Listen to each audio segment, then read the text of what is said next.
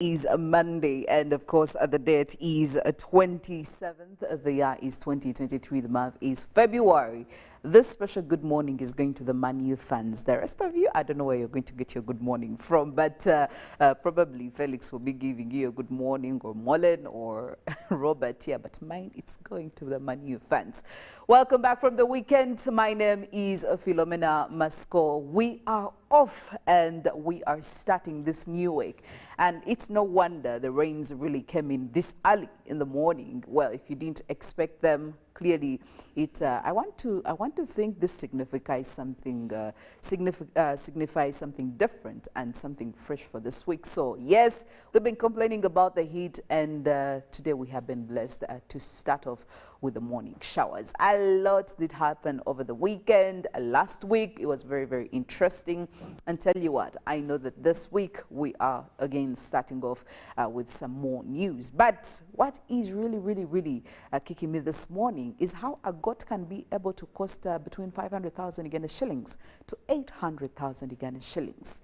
That I do not know. Now, I do not know the really the market price of a goat, but at least according to what was put in the pricing, especially coming in from the office of the Prime Minister, seems a goat goes for 500,000 Uganda shillings in the Karamoja region.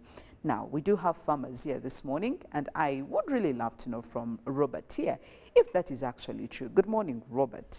A lovely morning to you, our viewers, and of course the entire team. Thank you so much for waking up with us. Well, what I know, if you're to purchase a goat in Karamoja, it doesn't go for 500. However, there are certain breeds of goats that go for 500 in Uganda. For example, I'll use the commonest known as the Mubende goat. Okay. These are exotic breeds, definitely. They were imported in Uganda, but they have been here for some time. It goes for 500. 500. Then you have the boar goats that are imported from South Africa. That can go even for 800. Okay. A big male can go for 800. So now, when it is clear that they were buying goats within Karamoja, because for that particular region, it is more of semi-arid. Yes. If you are to give those for animals that will work, you need to get the indigenous breeds or the breeds they have been having in that particular area. It's like, let me give a brief example. If you're to go to Karamoja, it is hard for you to find someone with a Frisian cow or a Jersey or a Ganze. Why? Because it will take time to adopt to that environment, and many times it will die. Yes. So it is very hard for you to find the goats I'm talking about, Mubende, boa goats, that have been given to the Karamajongs. There is no goat in Karamoja. Well, goat in Karamoja that costs 500. According to some officials from the OPM, these goats between 500,000 Uganda shillings and 800,000 Uganda shillings. But it's very interesting. It reminds me of the cows back in the day, by one official who told us one cow had been bought at how much. Again, there was another scandal over there. So I just really wanted to get to do some inquiries and find out what's happening. But yes, Robert, what's happening? How are you? Oh, I'm very fine. I had a very fantastic weekend. We had the 3rd National Dog Show and Pure Breed Assessment. It was at Kabera Country Club. A lot of breeders turned out, and I was like, well, this is something that is developing in Uganda. Over 500 people were there for the show. We had breeds that were competing, different dog breeds, about 20 breeds. So I want to thank the Canine Association of Uganda for the good work, and of course Kabera Country Club for the venue. But going national, today there is something also very big that is happening in South Africa. The South Africa Business Summit is opening today. Now, this is organized by Government of Uganda, the Private Sector Foundation, and the chairperson, that is of the NRM South Africa chapter, Philip Kakulu, and he's setting off today. President Yoweri Museveni is expected there on the 1st of March, and that's the closing day. So it is bringing together business people in Uganda, have taken their products, they have gone to exhibit in South Africa. It's bringing together the business community in South Africa also, and they are meeting, plus government officials both from Uganda and South Africa, to see how best we can boost trade and remove those barriers that are hindrance to trade between Uganda and South Africa. So it's an opportunity to boost trade, tourism in Uganda, see what we have that South Africa can take and what South Africa can take from us. So it's something very big, more so when our president, I'm not yet very sure if Cyril Ramaphosa will also accompany President Museveni, but I know it's going to be something where different heads of different bodies of this country are going to meet and discuss issues of bilateral relations, but specifically in the arena or in the area of trade. Good morning, Mwale, and welcome back from the weekend. Oh, thank you so much. Good morning, and I want to say good morning to our viewers out there. Weekend was okay, I'm not complaining. And it looks like we're actually starting off on a good note, especially for people who believe in good luck coming with the rains. Well, it looks like it's quite starting off, and across many areas within the southern half of the country, we're seeing most rains, especially for the lake area, also southwestern Uganda. And it looks like that will be picking up for the next couple of days. We'll have more rains coming in, more Wednesday, Thursday. That should be days when we have much more of those rains. And looking into the forecast or the projections for the next 1 month, it looks like we could continue with those, meaning that rainy season is actually kicking off. So this is the time that we now have to take advantage of the rains that are coming in. But we are also yet waiting for more updates coming in from the National Center, especially on the activities planned for different areas depending on the rains that are expected over there. So that is information that should be coming through. And lucky for us, we will be having most of that coming through in our Weather and Nature segment during our daily programming here. But I was also impressed with the business summit that Robert just talked about. We know that South Africa has been way ahead of us when it comes to trade and business.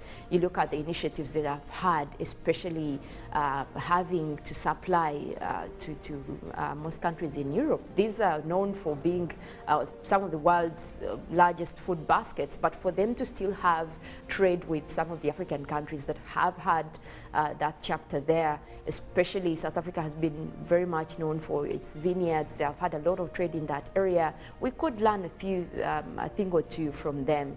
And also in an era where we are encouraging most businesses in Africa or Uganda to take advantage of the continental free trade area, this is a good timing also to encourage most of our business owners in Uganda, not just within the private sector, but also government. I'm happy that government is also involved right now. This will go a long way into emphasizing the initiatives that we could have with some of the countries that have had a lot of contribution in trade. And South Africa is one of them. We could benefit a lot. And I hope we have such initiatives also, having summits, across some of the countries in Africa that have been ahead of us, especially in trade and business. That is a good one. And I do hope that we get a lot from that. Felix, good morning. Well, good morning. Is it a good morning for you? Well, it's a beautiful day. It's a good morning. When you wake up alive, it's going to be a good morning. It's going to be a good day, I guess. There's a lot of summit work here between Bob, but I've been listening to all these rhetorics. And okay, let's hope for the best between this, out of this summit, as you did put it. But if I want me to tell you how my weekend was, filled with lots of church and lots of work. But there's this quite amazing homily that Father Stephen did give there in Namugongo. You know, the readings were basically from, you remember when they talked about that forbidden fruit, Eve and what? And so the priest comes and asks, man, can you imagine, like he was trying to imagine how this conversation was between the snake and and it's like, how, like, were they standing? Were they sitting? Were they, like, what the hell was the woman doing talking to the snake? But they were all God's creatures. Well, yes, that's okay. We are all still God's creatures. But, like, and for me, I had never thought of it that way. So I started thinking, and the girl was trying to bring to life something like, don't reduce yourself to where you don't belong. That's when you start getting problems. Like, what business are you doing talking to every Tom, Dick, and Harry in your life? Like, not everyone deserves your time. And that's, I think, why he was asking that question, that you just can't, like, how, there are things you do and you're like, am I the one who was caught in this mess? Like, how did I even get there? Like, that's the thing. How did even Eve start listening to the snake. And then there's something I had never thought of in relation to the Bible. So in our discussion, the guy was like, do you know that was committed was a sin of pride? Because one of the things that the snake said to Eve was that, you know, if you eat on that, the reason why God doesn't want you to eat on that fruit, because if you do, you'll get probably the same power and authority. Like, so there were, I don't know if, really we have two ladies on the show. I don't know if do you think ladies have a challenge with always trying to be on, because equate themselves?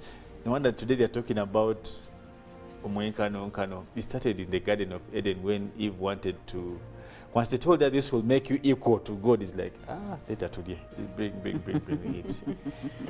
So yesterday was a good day. I had lots of thoughts in that line of the Bible, had a lot of things to learn.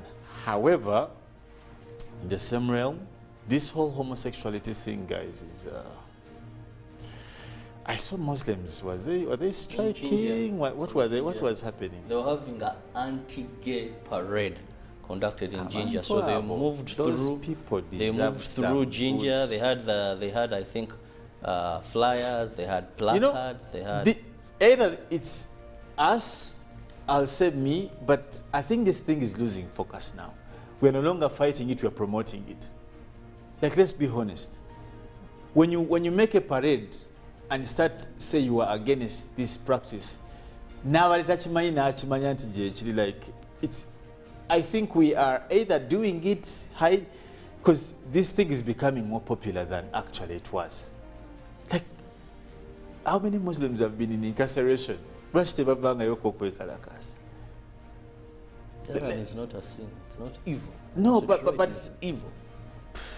I think we're missing the point with how we are trying to fight this whole thing. We are giving it a lot of attention, undeserved, and we are promoting its knowledge to people. Now people want to know what exactly it is, and we don't know what exactly what people will find when they start looking out. But isn't it better than not knowing? We would rather create the awareness yes, about I think it. it's better than not knowing. The problem we're trying to fight is there are people that are coming to these schools and making, you know, these children learn about it in a negative way. So now if we create an awareness and, you know, put it out there and we tell them exactly what it is, why they shouldn't be going for it, we are getting ahead of the problem. Instead of keeping quiet and like, if we talk about it, then we are giving it attention. We are giving it attention so that people know how bad it is. Otherwise, we are letting all the culprits, all the people that are promoting it, go with the information that is wrong. And they're telling the children, and they will think it's okay. You know, it's one thing to give the information, but the people who get the information and the kind of information we also give. Like, is it just enough? Well, it has to be backed by the right information and the people who are listening on the information. But I guess we need to create more awareness. I still buy into that idea. Anyway, we'll be looking at the local stories now and the international stories. Robert. Well, we begin with Gulu University graduation, where the Vice President of the Republic of Uganda, retired Major Jessica Alupo, represented His Excellency. And in His Excellency's speech, he directed universities across the country to start developing academic curricula that meet job demand and needs of the people. He said university is not an island but an integral part of society that provides a material, financial, and human resource for its operations. The President made the remarks in a speech read for him by the Vice President at the graduation ceremony of Gulu University, Gulu City, and the installation of former Premier Dr. Ruhakana Rugunda as the new Chancellor of the university. Now, Prime Minister of the Republic of Uganda, Right Honorable Robina Nabbanja, challenged leaders to embrace tolerance in promoting development and service delivery agenda. Nabbanja warned leaders against undermining each other's, something she says affects quick delivery of activities, services from reaching the intended persons. This she sounded while presiding over an accountability meeting in the Greater Mubende, where issues of land eviction and delayed road projects were addressed to the minister respectively. Moving on The House of Bishops sitting in Mukono has elected Reverend Canon Godfrey Mbitsi as the third bishop of Muhabura Diocese. According to the statement from the Church of Uganda, the bishop-elect will be consecrated and enthroned on April 2nd this very year at St. Andrew's Cathedral, Seseme in Kisoro District. The National Curriculum Development Center and the Ministry of Education rolled out the new lower secondary school teachers aiming at producing graduates with employable skills that are competitive on the labor market. Now, Assistant Commissioner in charge of private schools at the Ministry of Education, George Mutekanga, calls on education stakeholders to embrace this program. Looking at the international stories, at least 59 migrants, including 12 children, have died and dozens more are feared missing after their boat sank in rough seas off southern Italy. The vessel broke apart while trying to land near the coastal town of Crotone in the Calabria region. Now, survivors said at least 150 people were aboard. Many of them were fleeing difficult conditions, according to Italy's president. Interior Minister Matteo Pentiadosi, who visited the scene, said as many as 30 people may still be missing.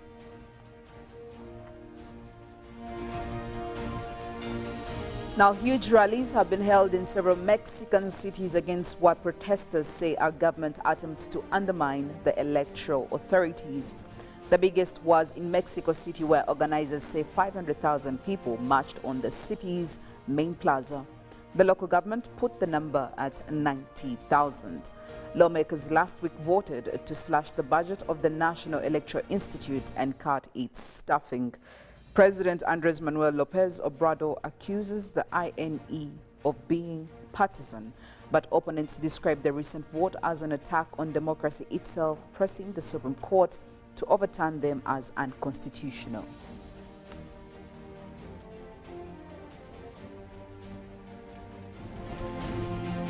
Now, early results have started to arrive from Nigeria's tightest election since the end of military rule in 1999.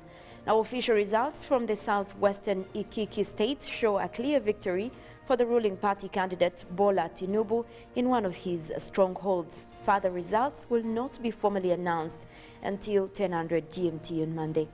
Following widespread delays and attacks on some polling stations on Saturday, voting was postponed until Sunday in parts of the country, and voting continued through the night in some areas.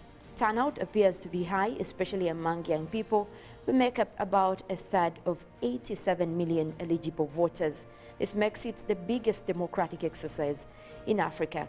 The election has seen an unprecedented challenge to the two-party systems that have dominated Nigeria for the 24 years. Peter Obi from the previously little-known Labour Party, Mr. Tinubu from the ruling All Congress Progressive Party, and Atiku Abubakar of the main opposition People's Democratic Party are seen as potential winners. In climate news, shifts in weather patterns intensify gender inequality in Kenya. Now, in November 2022, when several parts of the nation were facing a battering drought, which put many on the blink of hunger and starvation, the story of one Bolingo mother broke the hearts of Kenyans. The mother of 8 collapsed and died while looking for food and water 3 weeks after she had given birth. Speaking to the press, her family said the woman resorted to looking for water as she and her children had no food and drink, while her husband was away hustling. Her death left her newborn baby and 7 other children motherless, and the incidents, which took many by shock, showed how the effect of climate change, such as drought, floods, heat waves, and other extreme weather patterns caused by climate, disproportionately affect women and girls.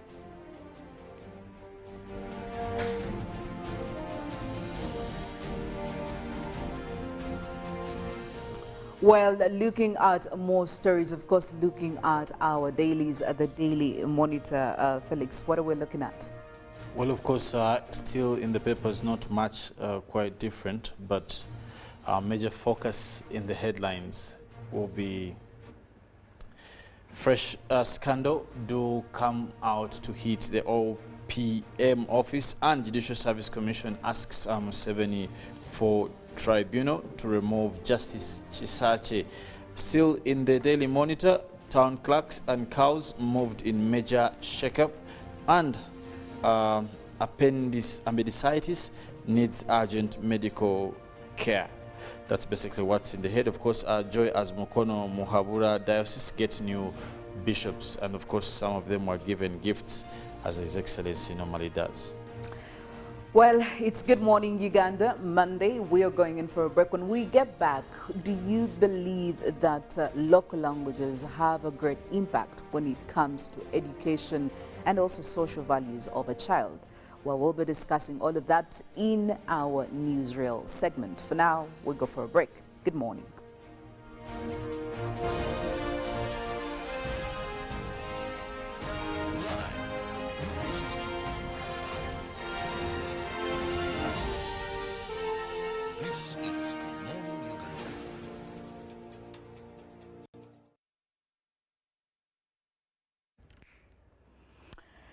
Good morning, Uganda. Today is a Monday, and of course, the date is 27th. The year is 2023. The month is February. This special good morning is going to the Manu fans. The rest of you, I don't know where you're going to get your good morning from, but probably Felix will be giving you a good morning, or Molen, or Robert here, but mine, it's going to the Manu fans. Welcome back from the weekend. My name is Philomena Masco. We are off and we are starting this new week. And it's no wonder the rains really came in this early in the morning. Well, if you didn't expect them, clearly I want to think this signifies something different and something fresh for this week. So yes, we've been complaining about the heat, and today we have been blessed to start off with the morning showers. A lot did happen over the weekend. Last week it was very, very interesting, and tell you what, I know that this week we are again starting off with some more news. But what is really kicking me this morning is how a goat can be able to cost between 500,000 Uganda shillings to 800,000 Uganda shillings. That I do not know. Now, I do not know the really the market price of a goat, but at least according to what was put in the pricing, especially coming in from the office of the Prime Minister, it seems a goat goes for 500,000 Uganda shillings in the Karamoja region. Now, we do have farmers here this morning, and I would really love to know from Robert here if that is actually true. Good morning, Robert. A lovely morning to you, our viewers, and of course the entire team. Thank you so much for waking up with us. Well, what I know, if you're to purchase a goat in Karamoja, it doesn't go for 500. However, there are certain breeds of goats that go for 500 in Uganda. For example, I'll use the commonest known as the Mubende goat. Okay. These are exotic breeds, definitely. They were imported in Uganda, but they have been here for some time. It goes for 500. 500. Then we have the Boer goats that are imported from South Africa. That can go even for 800. Okay. A big male can go for 800. So now, when it is clear that they were buying goats within Karamoja, because for that particular region, it is more of semi-arid. Yes. If you are to give those for animals that will work, you need to get the indigenous breeds or the breeds they have been having in that particular area. It's like, let me give a brief example. If you're to go to Karamoja, it is hard for you to find someone with a Frisian cow or a Jersey or a Ganze. Why? Because it will take time to adopt to that environment, and many times it will die. Yes. So it is very hard for you to find the goats I'm talking about, Mubende, Boer goats that have been given to the Karamajongs. There is no goat in Karamoja. Well, goat in Karamoja that costs 500. According to some officials from the OPM, these goats between 500,000 Uganda shillings and 800,000 Uganda shillings. But it's very, very interesting. It reminds me of the cows back in the day, by one official who told us one cow had been bought at how much? Again, there was another scandal over there. So I just really wanted to get to do some inquiries and find out what's happening. But yes, Robert, what's happening? How are you? Oh, I'm very fine. I had a very fantastic weekend. We had the 3rd National Dog Show and Pure Breed Assessment. It was at Kabera Country Club. A lot of breeders turned out, and I was like, well, this is something that is developing in Uganda. Over 500 people were there for the show. We had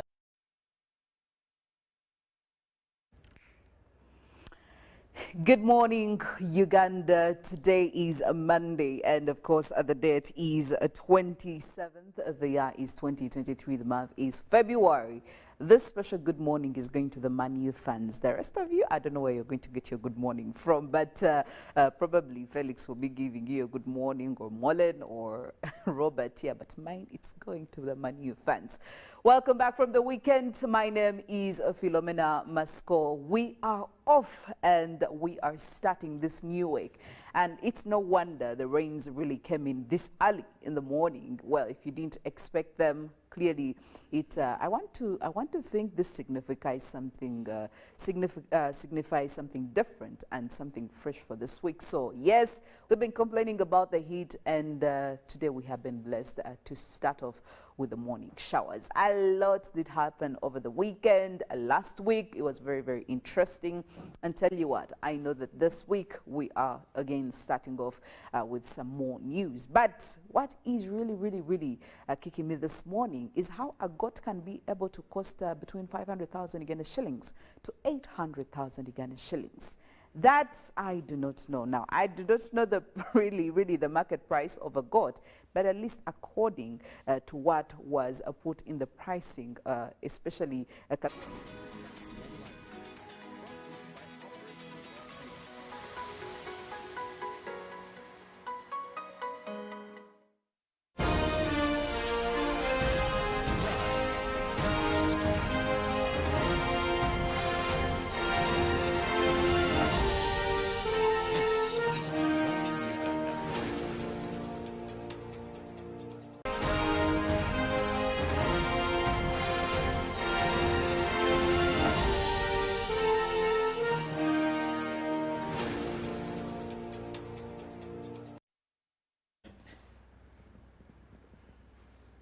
5 minutes past 7 a.m. Good morning, Uganda. Welcome to the Newsreel segment this morning, 27th of February, 2023. Quite a cold morning, I must say, and I would advise you to grab yourself a cup of coffee or a cup of tea or even warm water. Honestly, anything at this point that's going to keep you warm and fuzzy, of course, as we start off the new week. My name is Philomena Masco, and of course, as usual, I am with Felix Nkunda this morning, talking about when it comes to local languages, how much significance do you give to them? Like once Nelson Mandela said that if you talk to a man in a language that he understands, it gets to his head. Speak to him in his mother tongue, that goes to the heart. And I guess this is the same idea that the Katikkiro of Uganda, that is Charles Peter Mayiga, had at the back of his mind when he was actually asking government to start incorporating local languages in our education, in our national education curriculums. And he says this will actually help in solving very many problems. When it comes to economic problems, it will be the #1 solution, or at least one of the top priorities and solutions. But also when it comes to creating social values in our societies, this could really give mileage to that strategy. Well, and this morning, myself and Felix, we want to look at some of the advantages, the benefits of incorporating a local language or all our mother tongues in our national curriculums. Be part of this conversation. Get onto our socials, Twitter, #UBC, and of course our WhatsApp platform is also open to you, 0709 602 592. What do you think are some of the benefits of incorporating local languages in the curriculum? Let us know, and we'll take the conversation from that. Felix, I don't know, but on several occasions I've had a couple of parents who actually think it's okay for their children not knowing their mother tongues for as long as they're able to express themselves in English, which we would consider right now as our national language. If their child can express themselves in English, they're good to go. And they don't really they don't attach so much importance and relevance to their mother tongues, to any of the local languages. And lucky for us here in Uganda, we have very many local languages. I mean, if I could start mentioning them, I wouldn't finish them. I can only say that I know maybe only 2 local languages here in Uganda. Oh, really? Yes, my mother tongue and Luganda, really. Yeah, yeah. So there is that. But maybe we start the conversation from right there. Do you think people still respect their mother tongues as we speak right now in 2023, before even we look at the bigger scope of a new incorporation like this? Well, respect, yeah, probably. Okay. It's a bit of respect for the language. But on top of respect, there should be relevance, because one thing will lead to the other. But the reason why you found many parents today, or society has appreciated other languages than probably their own languages, is not even far from the reality that languages must be attached to some sort of value away from just conversations. We have not, as a nation, I think, attached benefit. For example, and I'll ask you the same thing, if I know my mother language, and I focus on that as, for me, my first language, how does that assist my life? When you come and you're a good actually speaker, like you speak good actually and don't know any other language, how can you only survive?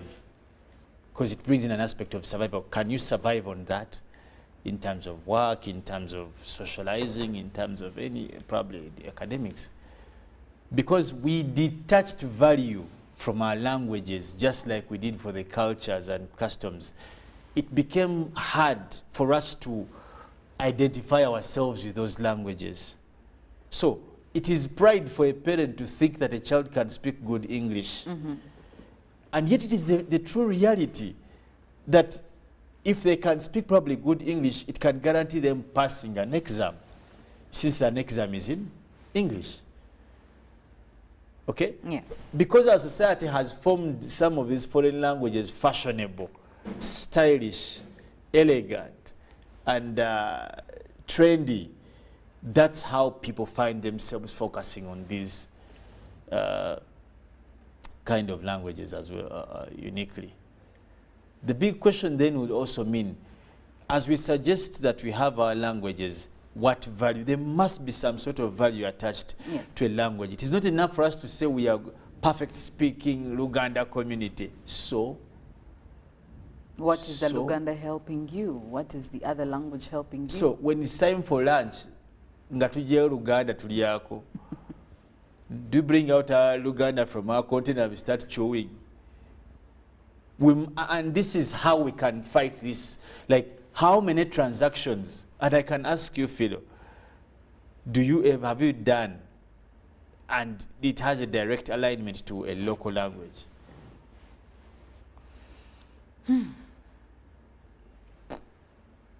There we go. Now, that will give you no need to focus on that, because there is no value attached. There is no value. If we had an option, for example, to say, like away from this, you hear even when you dial for, probably it's called customer care or something, they'll ask you the options of language. Yes. Do you feel like, but the person asking is asking in English. You make a phone call, you need assistance. Yes. I don't know, MTN, Airtel, I don't know, now I see Koleza, Manda, whatever, whichever network. Then you say, hello, you've reached to select a language, press 1. Maybe they English, use press that 2. since because it's the national language. For now, they believe Value. Yes. You know, what formulates a national language? And those were all colonial thoughts. A national language is supposed to be what? What's the purpose? Is it important to unify languages? Those were colonial aspects that were supposed to keep us in check. For example, you've had the Francophone, the Anglophone. At the end of the day, it just puts you in a position of ownership. It makes you a property. This is a francophone speaking country. This is anglophone speaking. Because once you speak English, you are owned by the Englishman. You become a subject. So that was the intention, was to keep you as a subject of.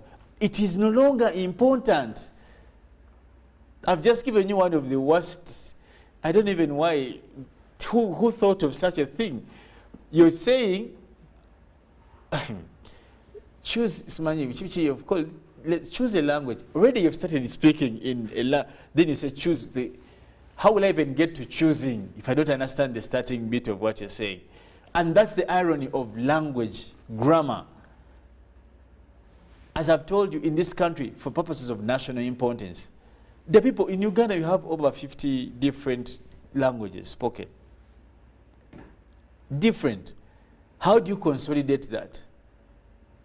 But the big question also is, do you have to consolidate? Do you have to consolidate? Every time you try to think that you need to have a common, and that's the biggest mistake we have as third world countries.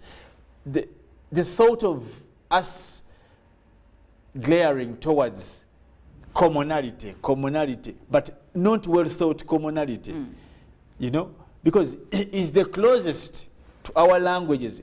The closest language to Uganda, is it English? Is the closest language to Nyankole English? The closest language to Acholi, is it English? How did you end up to give us English? These have been the questions we are asking time and again. And to make matters worse, having failed to understand that English can be a want, not necessarily a need, we went ahead to also make it a stereotype for success. In fact, in reference to that, according to the Katikiro, he said that, of course, we have English, which we all really subscribe to right now to ensure that we learn. But unknowingly or knowingly, it has caused a lot of confusion for very many people. They don't actually understand it. And let me tell you, the people who say, I've given you here, I've been to, there's a time I was in Kisoro, and I was discussing with some students there, and I tell, anyway, everyone meets this on a daily. Yes. English has been here for even before independence, right? Yes. But if you ask the impact it has had on society, because that's the best way to judge it, what has been the impact of English on this, to change this society? Yes. Has it done on good all fronts, socially, yes, economically, and you find someone, and we face this because in Uganda, not more than 4-5 million people can speak English. Let's be honest. Away from these people who want to be around showing that they have learned funny English, not more than 5 million Ugandans can speak English. But that's the national language. So what happens to the 40 million people? Remember last time in the lockdown, the president came to give a national address where we are in a very critical time, everyone needs to listen. And the thing was in English. That's why if you notice, he tries to struggle to interpret some words. After sometimes he says, hey, this one, then sometimes he brings in, I think, what, I don't know, some of. Then sometimes he punches in the Uganda word. yes, Because that's the irony that comes with being a slave. Now, using English is a sign of slavery that we have continued to carry even upon ourselves. And to make matters worse, we pride in the aspect of being slaves to a language. The master, of course the master is the colonial guy. For him, he's there happy with us calling ourselves, we are an English-speaking country. English-speaking country. Not even 2% of your population can speak that language. The most important activities that hold people, yes, the country's backbone are not transacted in English. You can't pride in that. What's the contribution of English to growing agriculture as a nation's backbone. Is it for or against? Most likely, actually. How many people have been yes. put out of business because of their failure to transact in this so-called language? People have their things, and they keep on saying, so how many people have been limited to enter into the economy directly or indirectly because of language? I don't want even to go to schools because it's a mess. It's a mess. I mean, take it to the roads. You see how every other day we are talking about accidents, how people cannot actually interpretation, yes, of the road signage. It's in English. Somebody and that's not supposed to be. You know, we use that against the people. That's the wrong bit. We use this so-called language against the people. Yet we're supposed to help the people with alternatives. Do you know that today, if you don't know English, you won't get a service in most of the government institutions? You would have to really pull ropes with people to give you what you want. Because there's that, and people, funny thing is that in this country, people who don't know English, people take them to be foolish. I don't know if the qualification of being smart or sensible is English. So but you know, you can still speak English and be bogus. And fail to be And sensible. we have seen many of them Yes. who stammer and mumble on English, yet what they are saying is thorough absence of sense. And we know these people. But because they pride, like someone comes and says, then you find poor kids in school struggling with dialect, speaking like Americans. And for what? We have put our focus in the wrong areas. Come to academics. I told you of a story. We normally laugh about it with my friends. This chick, this mother, comes saying, bragging to us, saying, "You guys take your kids to international schools. Let me not say the name of the daughter. You come and tell uncle your English." Even before the kid reached the sitting room, she was trying to ask the mother for the remote. And she said, "He said, Mommy, where she's the remote?" And this person is an international school. Many of your kids, you go home. And what's more, go to university. And you see the effect of this language thing. When you force it on people so much, yes, they do it anyway, to just get off you. Let me tell you one of the reasons that you have biggest failures on national exams. It's entirely language is the first reason. Yes. Language. I remember actually here at Shimoni, our teachers used to tell us, when you read the question in English, put it in Uganda or your mother tongue. To understand the question, then later on answer it in Uganda or whichever language you know or you subscribe to, then put it back in English and answer. And that approach worked tremendously for many of the students. Many, of course, the challenge is that some interpretations are not direct in our language. Yes. Like remember, the president kept on saying that English is shallow. It is not a rich language. Yes. It doesn't have some words. That's I think true. that was Kwetiamula. I kept on saying Kwetiamula. What? Kwetiamula. Yes. That Kwetiamula, and which is the reality of the fact.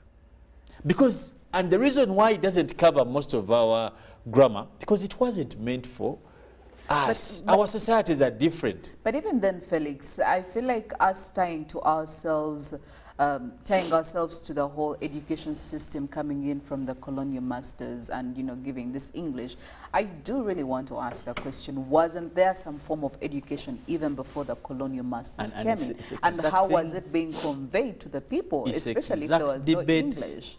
That I wanted us to get in. Yes. Think about it. What used to happen before these missionaries came? Were all black people fools? Were all Ugandans bogus? Were all people in this?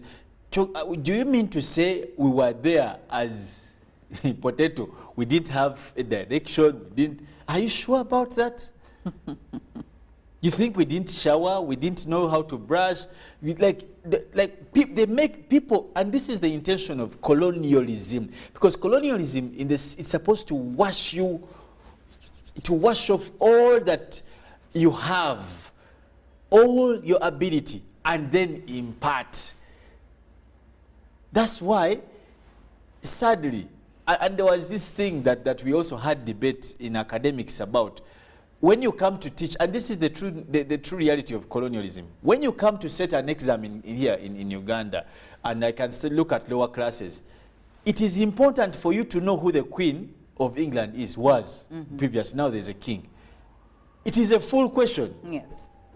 But you can look for a question asking who the president of Uganda is, and it's not there, but there's a question about who the Queen of. There must be a question about John Speak, but no one will talk about the people who have dwelled around forever. I mean, they also don't know them. The contribution of the explorers. They say, and who the explored? missionaries and They said, who explored what? River Nile.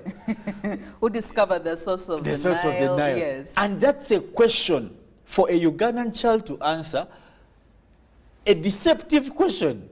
But we are teaching this kid who discovered the source of the Nile. Don't be foolish. There are people, how about the people who they found there, living there?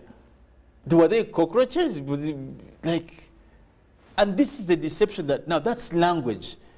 Language must be formed to praise the author. That's why it is important for you. Actually, a child in this country will tell you more about the European history than they can tell you about Ugandan history. The other day we were talking about what were the celebrations we were having here.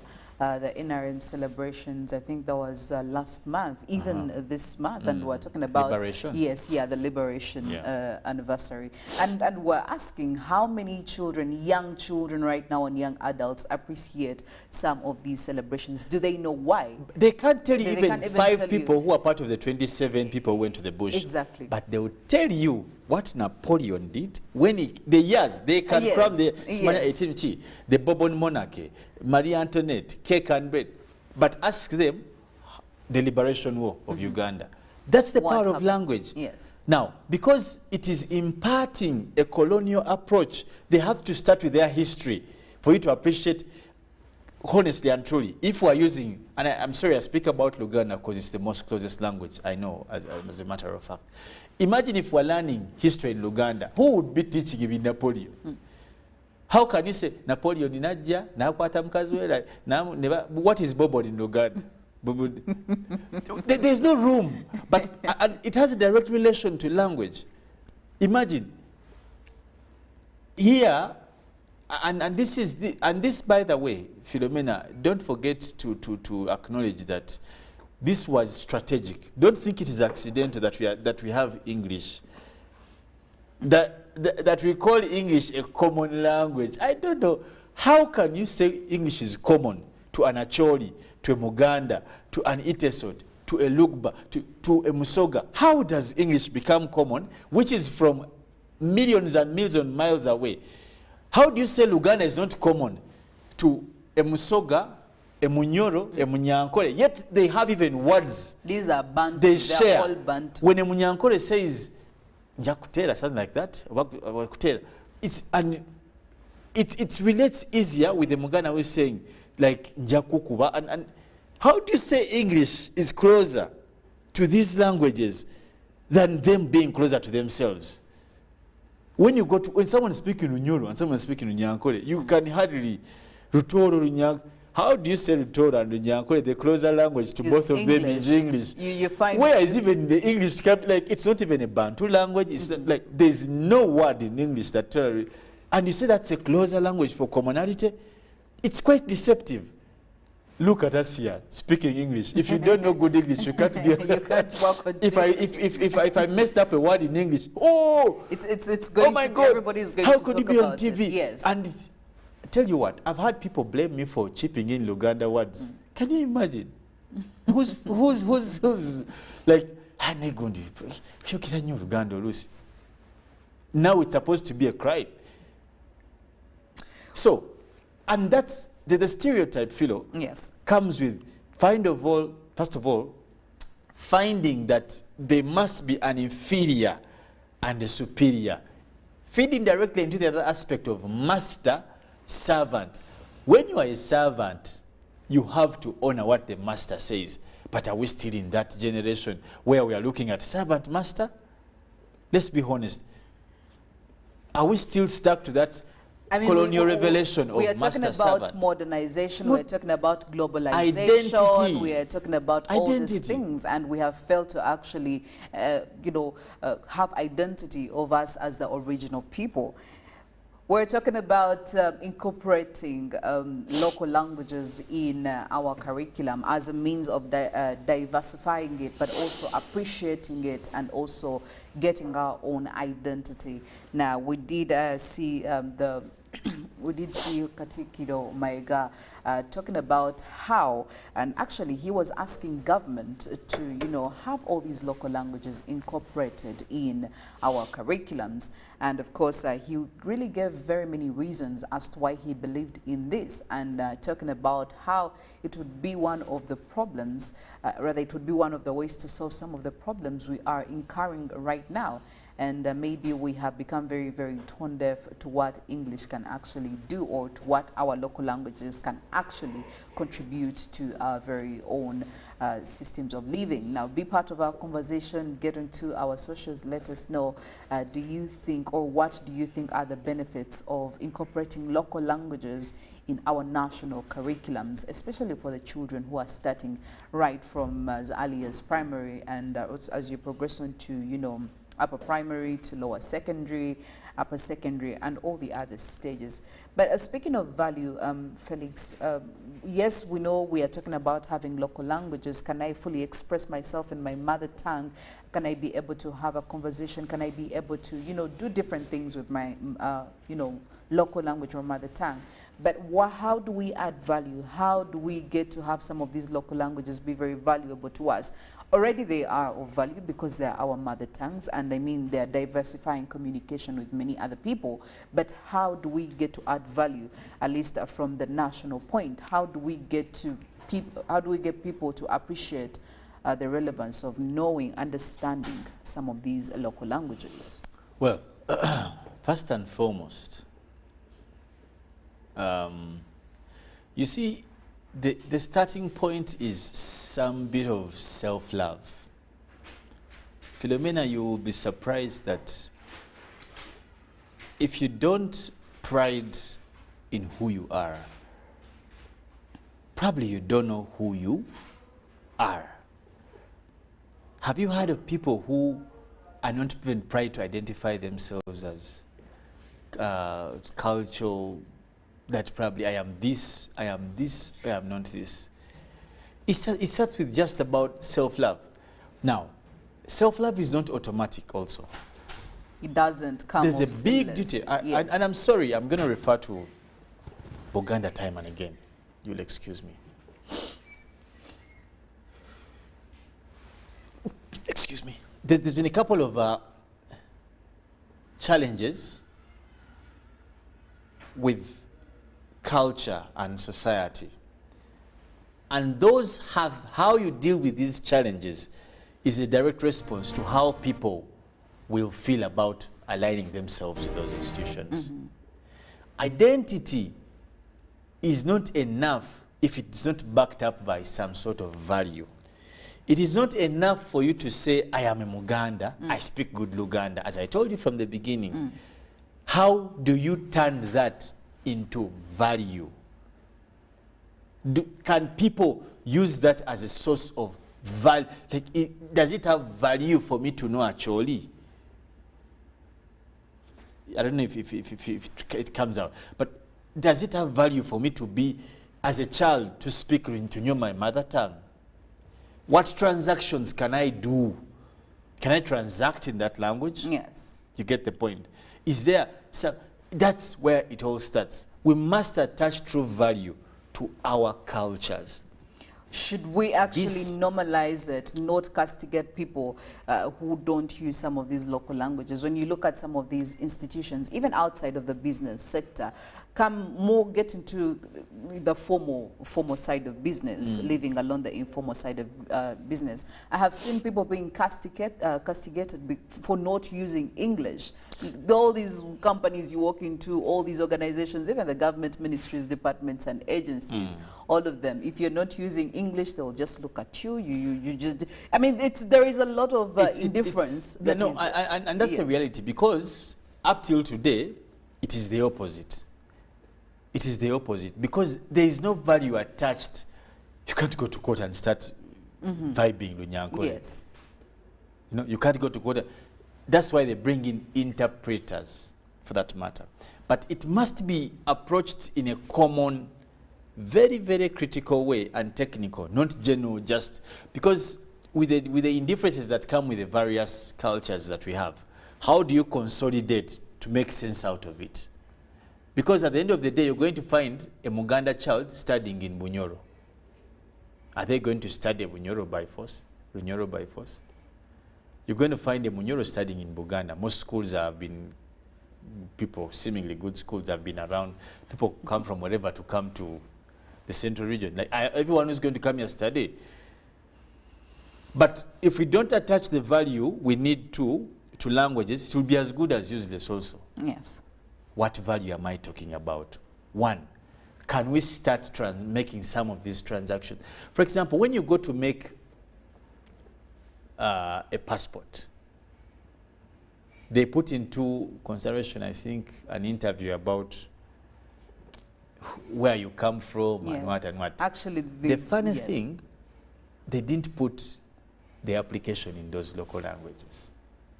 And yet they want to establish how well how Ugandan you are. They'll take you for that interview. Yes. After you have submitted. Now, what comes before the other? Because this is now a government, and this is where the value attachment, that's where it comes. That's how slowly we must incorporate in. Why doesn't the internal affairs, in terms of people who are applying for these passport things, why don't you have a form in Acholi? Someone, because you care about my identity so much. I hear your clan, your jaja, your grand jaja, your village jaja, your whatever. You may as well have the interview in your mother tongue. Get somebody there's that from option. The side. Yes. If you're saying you're from the east, there's someone from. Yeah, but why don't we have the application form in those languages? If you have every other, because they claim to have all languages. Not experts necessarily, but people who speak those languages there to interview you in those languages. Why not the form of application in those languages? What's the national identification? Why do we have one form in English? This is a national identity card that comprises of over 50. These are the limiting factors, by the way, and this is where the value I'm talking about should start. When you go to, for example, the national ID, why don't you think, and when you go to Europe, it's there. I think I've also seen it in the passport. They'll give you an English and French. Yes. You've seen it on the passport? Yes. They say maybe date of birth, then down they write it in French. French, yes. Why do you do that? Okay, for passports it's understandable. But for national ID, this is a national thing. Why don't you put it in a language, an option? Because this is the only place we can start with the identity issues. Go to these application forms anywhere. Actually, before you know, in fact, if there's an institution, organization, this is the biggest way of what we call segregation that is contrary to human rights. This is entirely about that. Because it is not a right to know, it is not a must for everyone to know English. And that can be defended. As I've told you, not more than 5 million Ugandans. So how are others surviving? Today when you laugh at people because you don't know English. Like, who does that? Who's laughing at you when someone doesn't know good Luganda, they are stylish. You're not actually judged for it. You're not thrown into the corner for that. You're stylish. Yes. Some girl came from whichever, I think from one of the countries, Sweden or someone, and at her introduction, she was greeting the sisters saying, And everyone was, oh,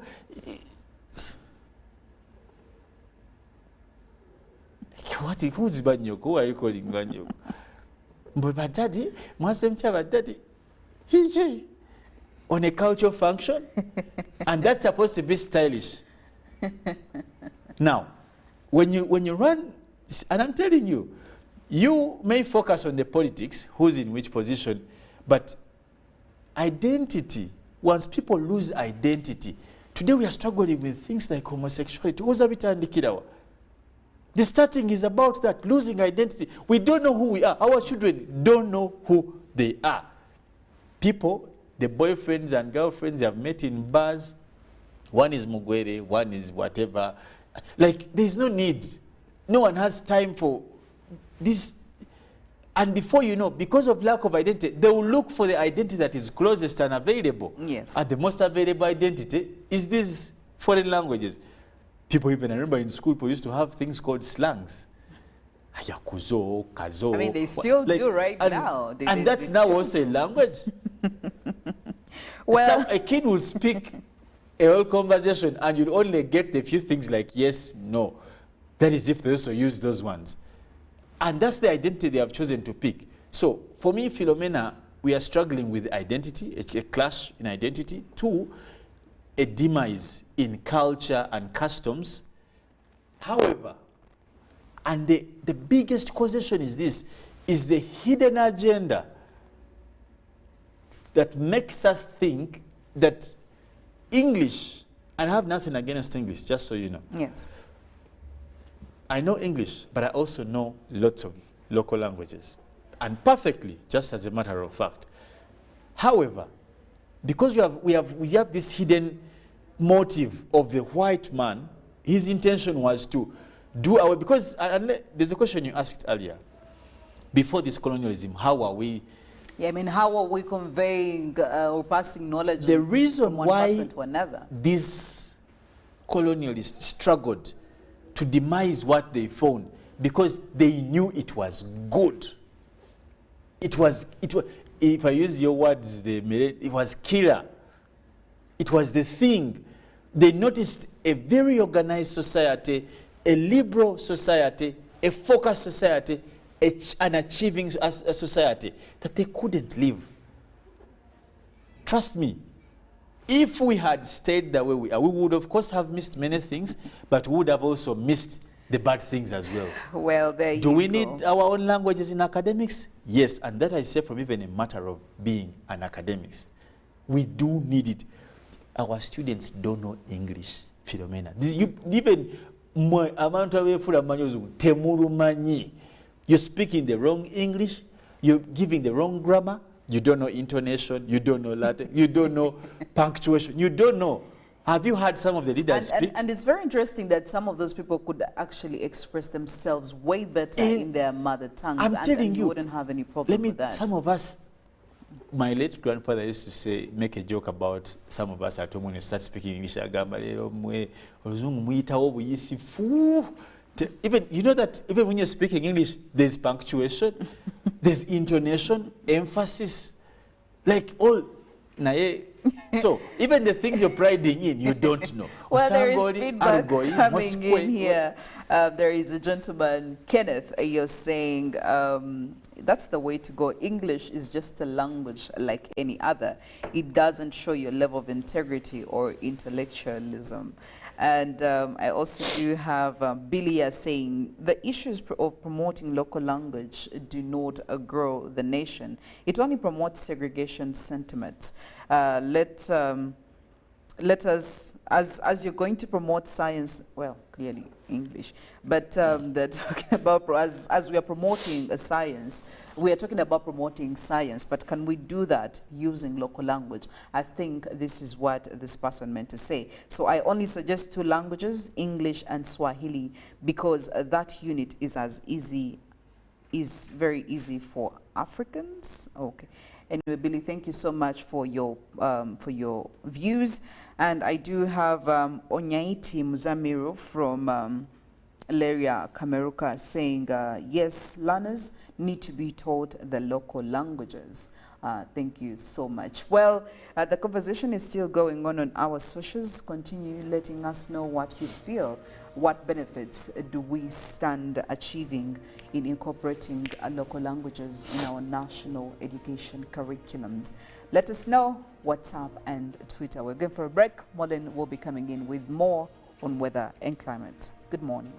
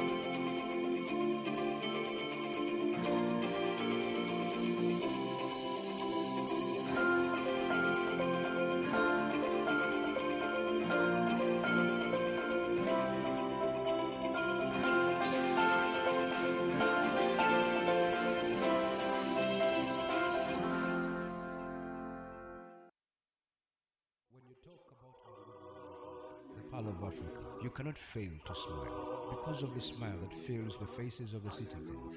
Our nice good weather and nature that sustains us all, that enables us all to continue each in their own way, because we are all different, even according to each individual's work.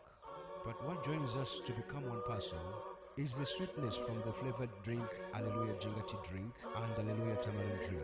The flavor that quenches your thirst while at the same time treating and healing your body because it is 100% natural. Enjoy the drink that has got the tamarind juice in it. Made by Hallelujah Reflexology, Healthy Solutions and Nutritional Research Center Limited. Get yourself a bottle of Hallelujah from all shops around.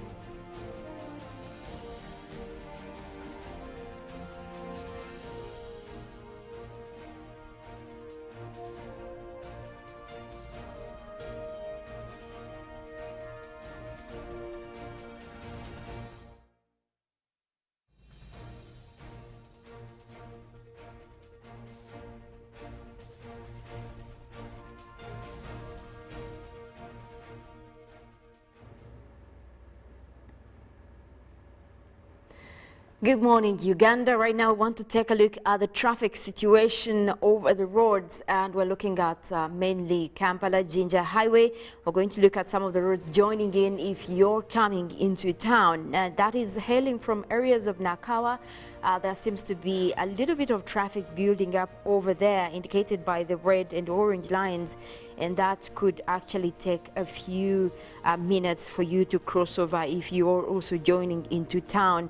Now you look at also the roads joining in, that is Katalima Road right from the Ntinda area. That seems to be quite okay. Just a few areas where you have intense traffic. It looks like small distances. Otherwise, also you look at the roads coming in from the areas of Bugolobi. You do have the one from Bugolobi right there also looking like having a little bit of traffic. And also to the upper side, you have Namuongo Road, which has mostly clear traffic indicated by the green lines. So that is quite clear for you to use this morning. But then again, if you're joining in also using the Mukwano Road, you do have areas where you have quite intense traffic, especially joining in from Namuongo to the Mukwano Road. That is where you have a little bit of traffic building up. Otherwise, away from that, it looks quite clear using Mukwano Road right there. But also right from the industrial area, that is where you have intense traffic building up for, that is the access road, the road joining in right from the 8th Street towards the Kampala-Jinja Highway. There is a bit of traffic right there indicated by the red and orange lines. So that could actually delay you. Also using the Mukwano Road, that also looks to have intense traffic for this morning, so that is one you might need to keep in mind while you're using that road, especially access road. Otherwise, joining onto the roundabout, that is the Kampala-Jinja Highway, there is traffic right there, and that also goes all the way as you join the access road. Coming in from Useful Way, also looking at more traffic that does build up as you join the roundabout. But then again, it does clear as you head towards the traffic lights. Now, as you head onto Kampala Road, it starts to get a little bit clear. Kampala Road looks like it's quite okay for those leaving town using that road. But then again, if you're joining into Kampala, you do have some traffic building up indicated by the orange lines right there. But then again, it does actually get more intense as you head towards City Square right there. And it does clear right after that as you head towards Bombo Road. So that is right there for you, and good to keep in mind. Now the upper roads are also looking like most of them are quite okay. Buganda Road looks okay in terms of traffic for this morning. You do have Lumumba Avenue. Just a few areas as you join onto that roundabout at Speak Road, that is where you have traffic. Nakasero Road also has traffic actually, so you might want to consider that in case you wanted to avoid Dana roads to use Nakasero Road. There is quite some traffic right there building up. Tannen Avenue also does look like it has traffic for this morning. Now, away from that, we also want to take a look at the weather situation. We'll be tapping in from our satellites.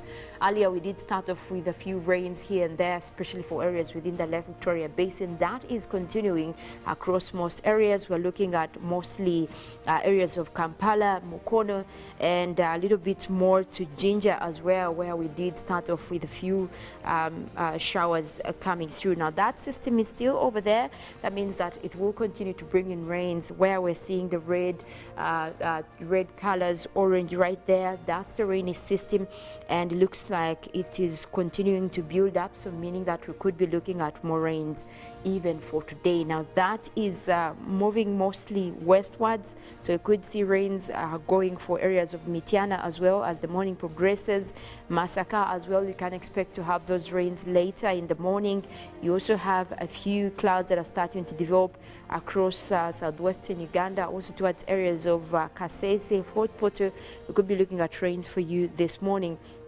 Otherwise, we're starting off mostly dry and cloudy across the northern half of the country, but also it looks like that is kind of good news, because most of those clouds might be bringing in a little bit of rainy weather for today. That area has been quite dry, but we do have a bigger system that is towards the Congo area.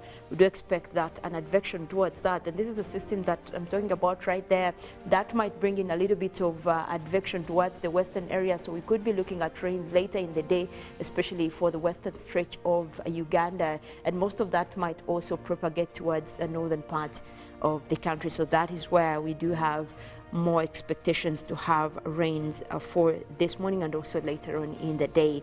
Although we'll go ahead and take a look at the forecast that is coming in from the Uganda National Meteorological Authority to also look at what we're expecting for today morning across several places, but also in terms of temperatures. Now, generally, we're seeing a lowering trend in terms of temperatures. Now, we're moving from the 30s for mornings to 26, that is for central northern Uganda. That takes in areas of Adjumani, Gulu, Kitgum, and Padel. We're looking at rains also in the forecast for this morning, and that might continue a little bit into the afternoon as well. So at least that is quite a relief over there. We're also looking at the central part of Lake Victoria Basin, Mukono, Kampala, Entebbe, and Wakiso. We are forecasting isolated showers starting off chilly, that is at 24 degrees. Now we're looking at the eastern side of Central, where we have Ruero, Wobblen, Zibuluri, and Nakaseke. We are forecasting sunny intervals. Those will be starting off across several places, and we're looking at a pleasant 26 degrees over there. Eastern Uganda, that is where we have Soroti, Kata, Kuyamuria, and Kumi. We are forecasting intervals of sunny and cloudy conditions, and temperatures are quite warm. We're looking at 29 degrees for this morning. We do expect that later in the afternoon we'll also be continuing with more of sunny weather, so it could get really, really hot over there. Now also we're looking at areas of the eastern side of Lake Victoria. That is where we have Tororo, Busia, Iganga, and Jinja. We're looking at mostly rainy conditions also in the forecast. That will be coming in later.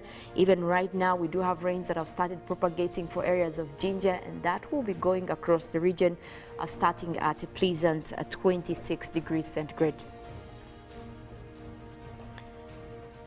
Now across that is the Mount Elgon Highlands, we're looking at areas of Mbale, Bududa, Buko, and Sironko. Also forecasting sunny intervals. Those will be starting off at pleasant 25 degrees centigrade. Now across southwestern Uganda, we're looking at Mbara, Ibanda, Bushenyi, and Ruizi. We also have rains in the forecast. That system is headed your way, and that will be bringing in rains later as the morning progresses. Starting off chilly at 25, we do expect that similar weather will continue even as we head into the afternoon, looking at mostly rainy conditions over there. That will also bring temperatures down. That is for southwestern Uganda, but also the western side of Lake Victoria Basin. We do have Masaka, Kalisi, Zosembabli, and Rakayi. We're forecasting rains. Those will be across several places within that region. We already have clouds building up and a few showers already showing up. That is starting off at the chilly 24 degrees centigrade. We're also looking at what has been happening, especially in climate news. We did have a landfall of the tropical cyclone Freddy that is across the areas of Mozambique as well as Madagascar. Now this has really caused a lot of damage across the area, especially in terms of flooding, and of course bringing in strong winds, where we do know so far that at least a lot of lives were saved due to the forecast that was given earlier, prompting evacuations for people, especially within the harm's way. Now, this has also brought in good news, especially with regard to the fact that it has been interrupting our rainy systems here, even in Uganda and the whole of East Africa. Now, after it made landfall, we've seen more moisture coming across, and especially with raising the rainy system or the rain-making systems across the whole of East Africa, and that is why we're seeing that more rains are now coming through. So that effect is already out of the picture, and we could be looking at more rains picking up for much of East Africa, and especially Tanzanian side that has benefited a lot from this kind of effect. Now, also in other news, there is a scientific report that just came out yesterday, still looking at the emissions of greenhouse gases in the atmosphere, and this time they're focusing on methane. Well, now, if we already had worries that the amount of carbon dioxide levels in the atmosphere are getting worse, now there is a worse effect, especially when we talk about methane emissions. Now, we are also reminded that these are very stubborn numbers we're looking at, especially due to the analysis in 2022 that are even looking at, even when we got into soaring energy prices, that, you know, there were actions that were prompted to look at on how to reduce them. But we still have more methane emissions going into the atmosphere. And of course, now globally, we're looking at 2000 to 2022 being at least one of those focus periods where we're looking at methane levels going up. Now, we're also talking about same effect, that is use of fossil fuels, but also more into agriculture practices as well. We're looking at cattle keeping and a lot of processes, especially industrial processes, that have had to lead to more concentrations of methane going into the atmosphere. The worry is methane traps more heat than carbon dioxide. So that is where we're looking at. Even when the numbers are small in the atmosphere for methane, it will trap more heat compared to carbon dioxide. So while we fight to get the heat down, while we fight to bring global warming to a standstill, we are still looking at more of these dangerous gases getting into the atmosphere. So the call for action is there, and after this report, this has been actually circulated around so that at least people that are prompting actions, especially now that we're looking at globally industries coming on board to also put their targets on how they're fighting climate change, would want to know how they're handling the issue of methane, and that's where we can also look more forward into action, especially with bringing greenhouse gases into low concentrations. And that is still a big conversation over there. That is still something that we're looking forward to even right now as we prepare for Abu Dhabi, and that is the UAE COP that will be coming in this November, to look at how are we bringing greenhouse gases down, how are we putting industrial actions that will prompt industries or companies to harness some of these gases so that they do not escape into the atmosphere. That is still the big picture that we have to look at, and at least be sure that we can bring some of these numbers down. Well, that is it for our weather update this morning. We do have Good Morning Uganda agenda that will be coming in right after this. After that, we'll also be going into sports. And then later than that, we'll be looking at Good Morning Uganda Extra. My name is Mollen Kenyana. I want to wish you a wonderful Monday.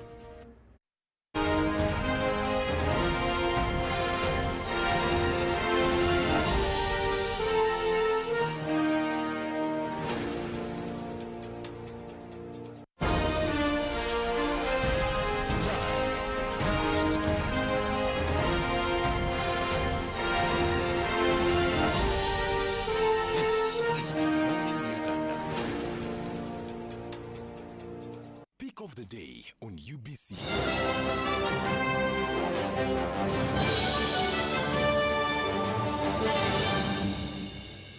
Was brought to you by MTN Memo Advance. Memo Advance tops up your memo to complete your transaction. Dial star 165 star 5 star 3 hash to apply. MTN Memo Advance is always available when you need it. When you talk about our motherland Uganda, the pearl of Africa, you cannot fail to smile because of the smile that fills the faces of the citizens. Our nice good weather and nature that sustains us all, that enables us all to continue each in their own way, because we are all different, even according to each individual's work. But what joins us to become one person is the sweetness from the flavored drink Alleluia Jingati drink and Alleluia Tamarind drink. The flavor that quenches your thirst while at the same time treating and healing your body, because it is 100% natural. Enjoy the drink that has got the tamarind juice in it.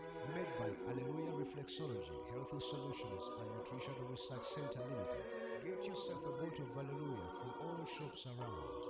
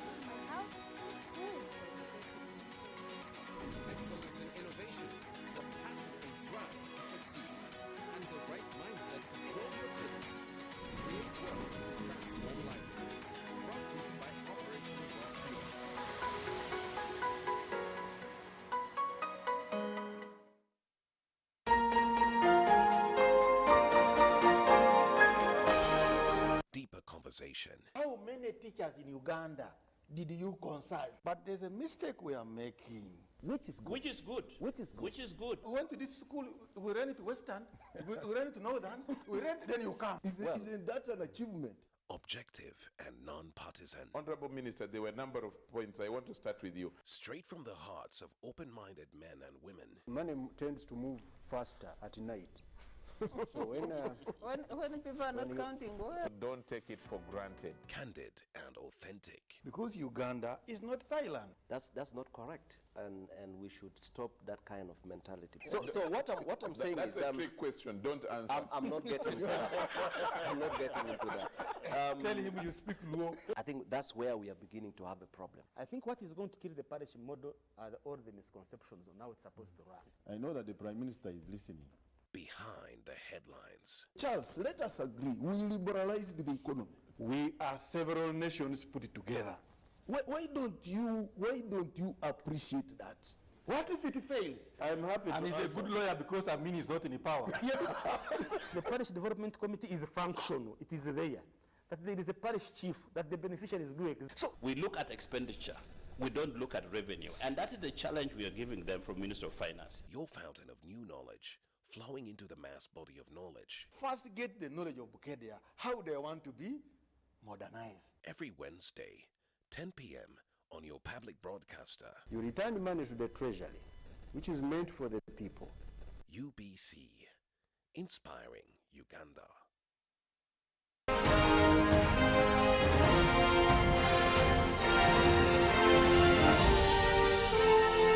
This is Good Morning Uganda.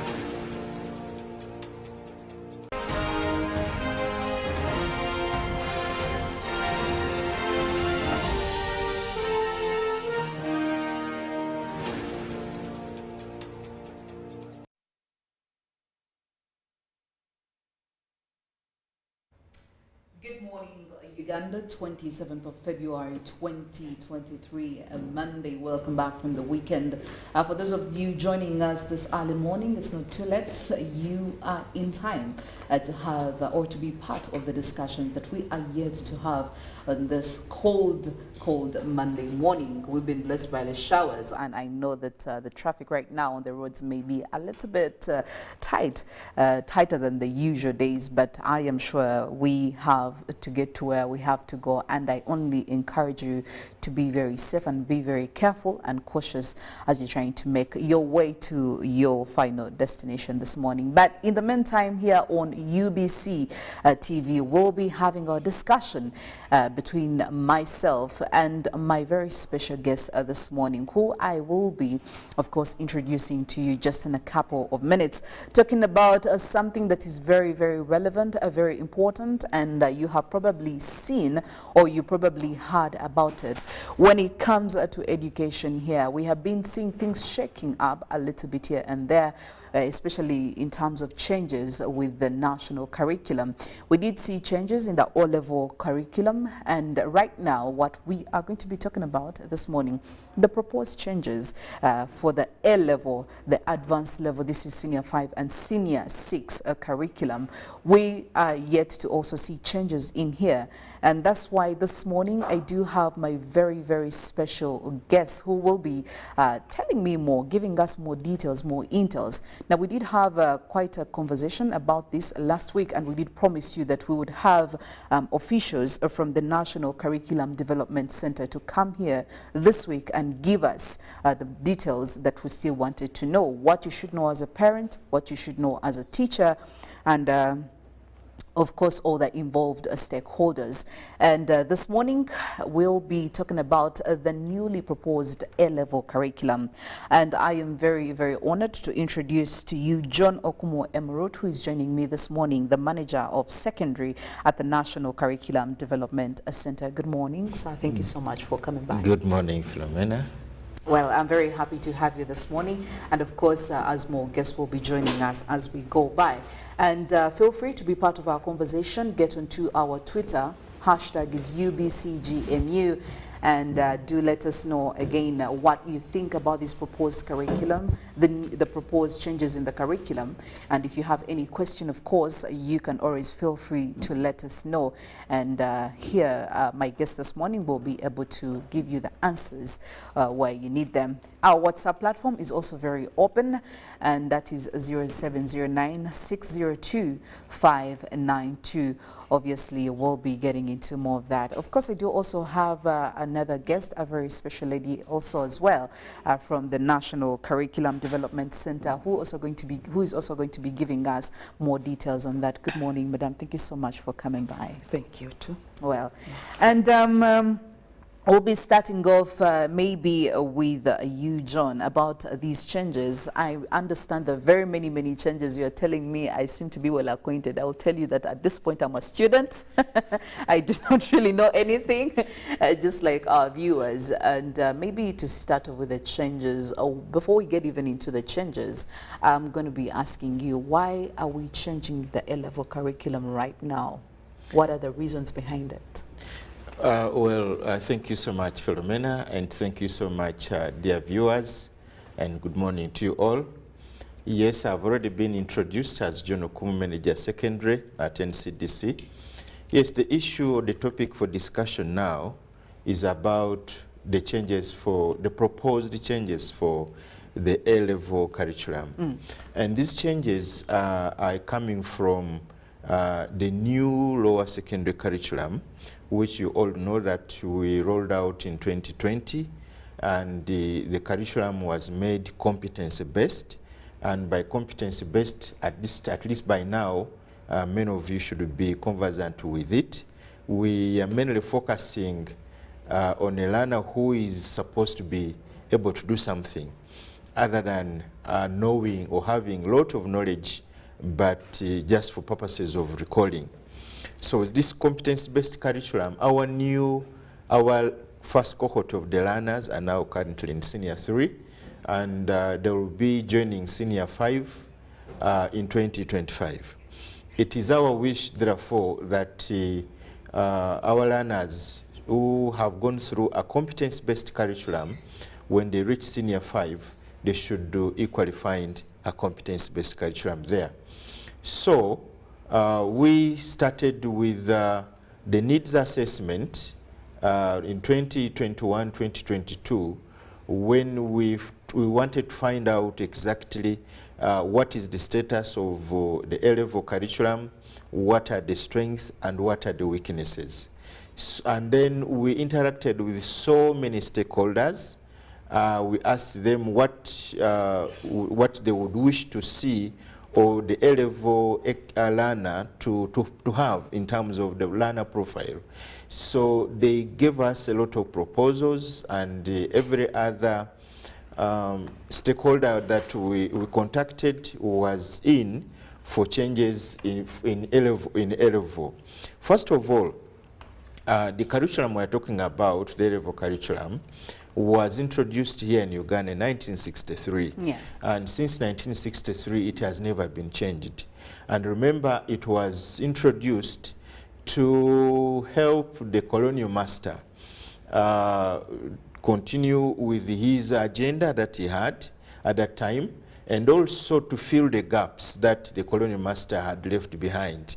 Remember, by this time, 1963, we had just gotten independence, and there were lots of gaps in Uganda in as far as leadership was concerned, and that's why A-level was introduced. And by this time, there were so many jobs, and therefore this system or this kind of education was based on white-collar jobs. Yes. But at that time, it would therefore fit, and it would solve the interests of the government by that time. It would meet the needs of the people at that time. But as things have evolved, things have changed. The jobs that were abundant by that time are now very, very scarce. That getting a job now is extremely very hard. Yes. It is possible, but very hard. So we now want a learner who does not only depend on looking for a job, but want a learner who, in case he has failed to get a job, can make or create a job for himself. And a learner who can solve problems that are very existent in the societies, in the communities where the learners live. So that's why we want to change the curriculum to produce that kind of learner who is a critical thinker, a learner who is a good communicator, a learner who is a problem solver.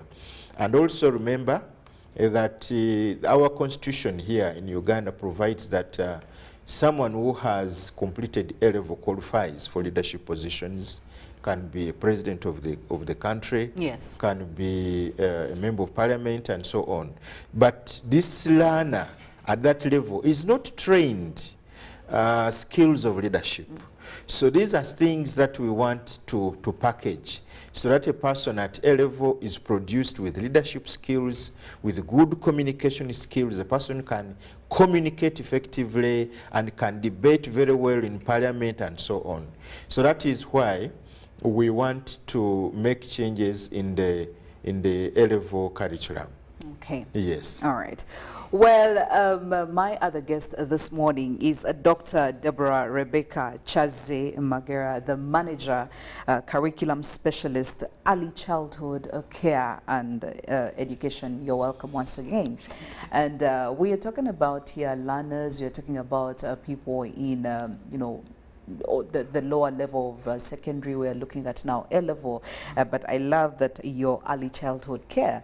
Yes. Clearly now we are looking at also a different category of learners here, young people. And maybe just to start off, what are our children learning right now? Thank you very much, and I'm so grateful, dear viewers, for having this opportunity which has been given to us. At the moment, there is already a package which the teachers are following, which was designed way back in 2005, and it's what they are following. And this curricula which they are following also advocates for the competence-based.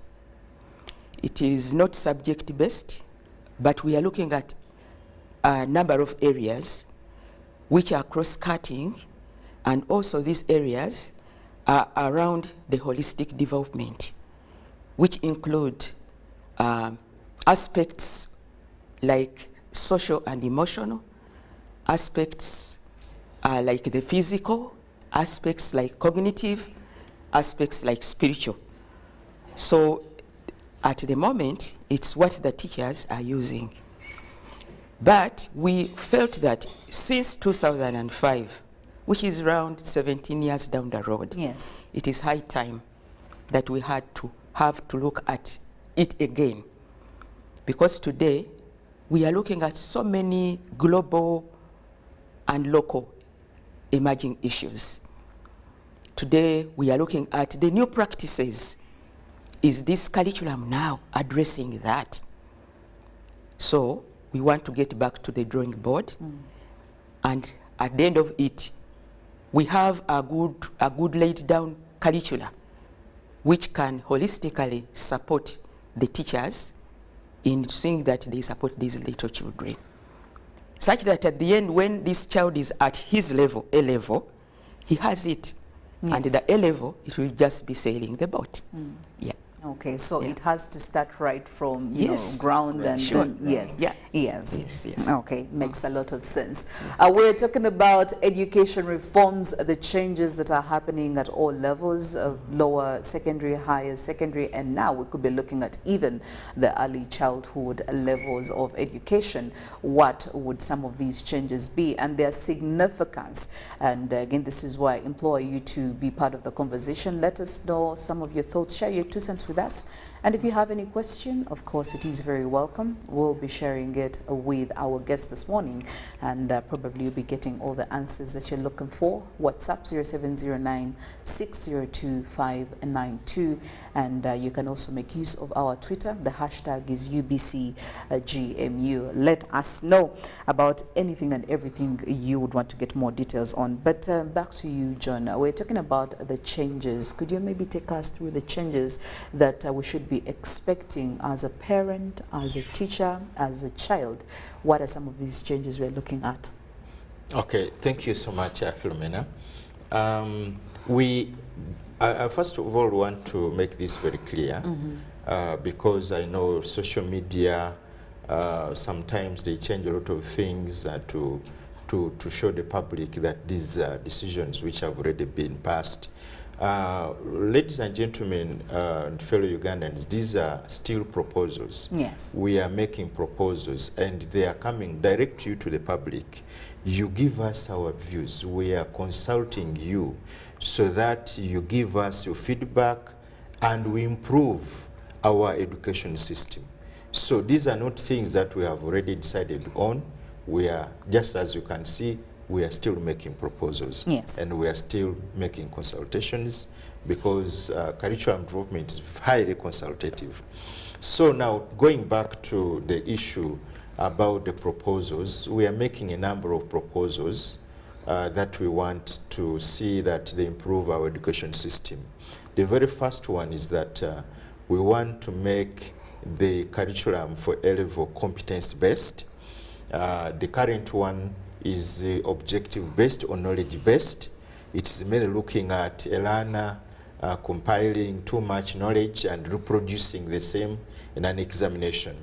But now what we want to have is to see that a learner studies what is relevant, what is functional, what can help this learner to make a productive living, and so to this learner to use what he has learned to be able to do something. That is one of the changes we are proposing. We also are proposing changes in pedagogy, that is changes in the way the lessons are conducted in class. At the moment, it is teacher-centered. It is the teacher who goes to class and with his notes and dictates the notes and lectures the learners. Yes. He gives the learners everything that they need to get and giving no learners opportunities to be part of the learning. They are only on the receiving side. The taking in. The taking in. So, but in this era of knowledge, of course, these learners know everything. They have interacted with this world, and there is a lot of information at their fingertips. So it is mainly the duty now of the teacher to help them reorganize the knowledge and information they have so that they can learn appropriately. So we are proposing learner-centered methods as opposed to teacher-centered methods.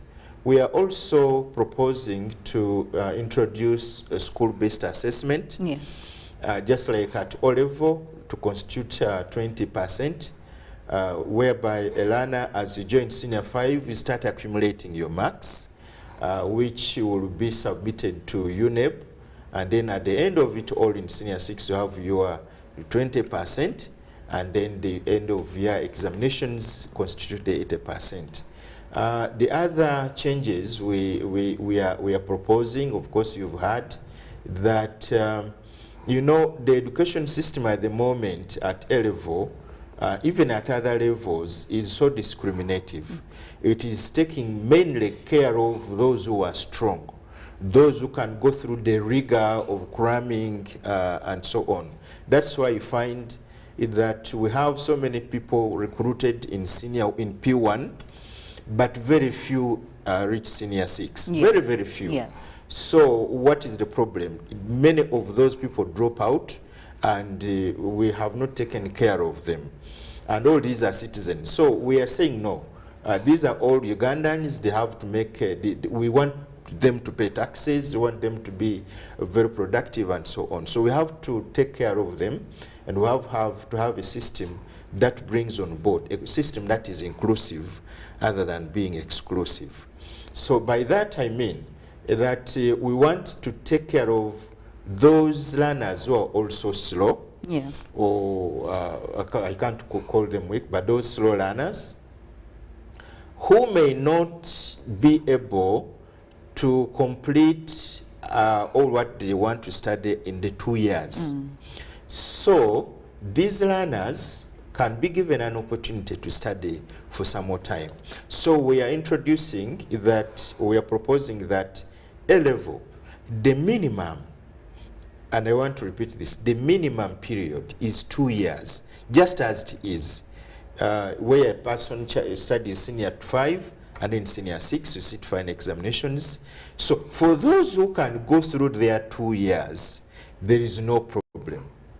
But for those who cannot, we are proposing an extension, a maximum of 5 years. 5 years in a way that this learner could maybe, due to challenges with finances, school fees, maybe the learner is going to look for fees for 2 years. This learner should be able to come back and start from where he stopped. Or our friends, our sisters, the girls, maybe the girl has gotten pregnant, you know, you never know what happens. And when it happens, so this learner can go produce a child and comes back after 2 years. So that is one of the things we're proposing. But of course, there are some people who are misinterpreting it, that A-level is going to be for 5 years. No, that's what we don't mean. Yes. We only say the minimum is what it is, the 2 years, but the maximum is 5 years. And within that, in case a learner has sat his or her final examinations at senior 6, and this learner wants to be somebody or wants to do a certain profession, but the scores of the learner have not enabled him or her to be what he wants, that learner has the freedom to come back and redo or resit that other subject which he has not performed to his expectation. That very specific That's very specific. Yes. You know, the current system is that when you want to repeat, I can give an example. You are doing, for example, mathematics, economics, and geography, and maybe you get an A in economics, you get maybe an A in geography, and maybe you get an E in mathematics. Ideally, you have passed. That learner has passed because they have 3 principal passes. But in terms of getting the course you wanted at the university, maybe if you want to get BCom, Bachelor of Commerce, and Bachelor of Commerce, maybe at least you score AAA. This learner should be given an opportunity to come back. Now, this is the 3rd year, to come back and study only that subject, maybe mathematics, which he did not pass. So he does not restudy economics and geography because he passed it already. Okay. So there is no reason this person should be made to repeat a subject for which he passed. So only repeat a subject which you did not pass, and then the marks or the scores are put together. We have now a policy that universities and other institutions are considering results of a learner having obtained from one sitting. But this is a policy we are proposing to drop, because even in the universities themselves, they are not observing this policy. You know, when you join in the university, it is organized in semester system, and in every semester you are doing certain courses or some course units. You do maybe 5 or 6 course units in a semester. At the end of the semester, you sit your examinations, and then you continue the next semester. If you have failed a semester or one of the course units, you only repeat what you have failed. Don't repeat everything. Yes. And then you continue up to the end of the last semester, and your results are put together, and you're given a transcript. So that's what we're exactly proposing, that these learners should be given that opportunity to sit at different intervals, at different times, when they feel like or when they feel ready, and then their results are put together on one certificate. Okay. So those are some of the proposals that we are bringing forward to the public to discuss and give us feedback, so that we provide an education system which is supposed to take our nation forward, and an education system which brings everybody on board. Okay. Yes. Now, Doctor, we're looking at, of course, very many changes, and when it comes to education, it's quite very expansive and it's very big and it's very impactful with all the changes that we bring in, looking at the new subjects, looking at the new techniques and all of that. But I would love to know, as, of course, the NCDC, what are some of the things you look at to benchmark on before you actually decide or you think about changing a curriculum? What are the major things you will try to look at and use as a reason as to why maybe you think we need, before you start the consultations and trying to find feedback, what are some of those important key things you look at? Okay, thank you very much. In a way, when we have our curriculum that has been in place for some time, we are looking at it in the way that the time it has taken. When you find that, for instance, since the year 2005, this material, this learning framework, is when it was put in place. 2005. 2005. Yes. Today is 2023. Yes. So it is like 17 plus years. So that is one of the entry points that would trigger the review. But of course, we don't just embark on it. We have to, first of all, conduct what we would call a needs assessment. So indeed, we conducted a needs assessment, and we went countrywide, and we solicited a number of ideas, and we also had to find out what are these best practices, what are the gaps, what are the challenges, this and that, and all that was collected. So we came up with a report which is guiding us to start on with the review. But of course, even if we are done, we still have to get back to the stakeholders and tell them what we have done. And again, we pick the consensus. But of course, when we have to compare notes to look at what about the children, because the child should be the center. Is the child learning? Has the child achieved the competencies? Is she able to do this and that? Is this package enough? 2, 3, 4, we are looking at also the approaches. And today we want to see that the play-based approach is advocated for. And as I had said earlier, that some of the emerging issues, there is the ICT integration. Yes. We have that element of the ICT. We also have the special needs integration. We have to integrate the special needs to cater for all the children, leaving no stone unturned. And more still, we find that also there is that issue of local language. We don't want to see that the child is exposed to the local language at the age of 8 or at the age of 9. Let the child start learn her language. And that's interesting because earlier on today we were talking about, there was, I think the category of Uganda was asking government officials to actually incorporate local languages in the national curriculums. We just did not know at what level, but he was advocating for it. Yeah. Yes. The good thing is that National Curriculum Development Center really respects that, because already in the structure we have a literature bureau that is advocating for all the languages. And we also have specialists, curriculum specialists. We have managers for the local language in that area. And a number of local languages have been put on board. So likewise, this learning framework, it was also translated to 12 local languages. And then we add on the 13th language, that is the Kiswahili. So even the Kiswahili we translated. But now we want to review, because it's a long time. And number of things have taken place. We want it to talk. We want to see the children learn through play, because we believe that 99% of the children's learning is through play. So we want the teachers to be advocating for that. We are also promoting the constructivist model, which calls for active learning.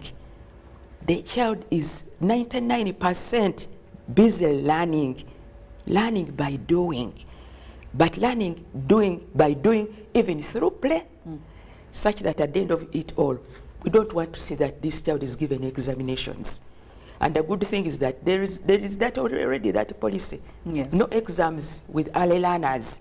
But what we want is the continuous assessment. We want the teacher to start assessing the child as soon as the child is in the center. Whatever the child does, there is a competence this teacher has to capture and appreciate and reward this child and make the child love what she's doing. Yes. So that's what we want to see in this curriculum. Okay. Well, we're talking about the new curriculum proposed, actually the new proposed curriculum changes for A-level, and of course we're very lucky to have officials from the NCDC giving us more intel on all of this, what you need to know, what you need to be well versed with when this actually goes through.